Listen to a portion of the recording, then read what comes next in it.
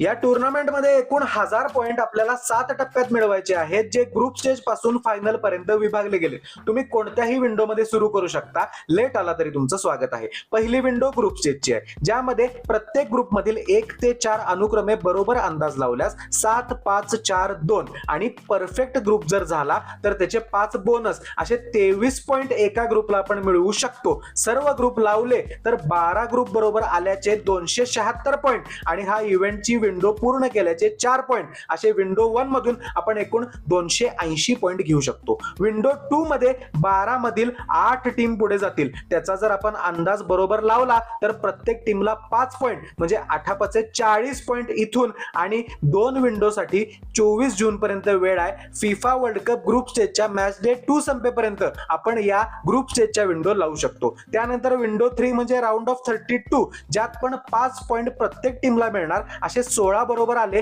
तर 80 पॉइंट आणि सगळे बरोबर आले म्हणून बोनसचे 30 पॉइंट असे 110 पॉइंट आपण इथून मिळवू शकतो. विंडो 4 आहे राऊंड ऑफ 16, 8 बरोबर निवडल्यास 100 पॉइंट आणि इथं 20 चा बोनस आहे. त्याच पद्धतीनं विंडो 5 आणि विंडो 6 म्हणजे क्वार्टर फायनल आणि सेमीज पण जास्तीत जास्त पॉइंट आणि बोनस तुम्ही बघून घ्या.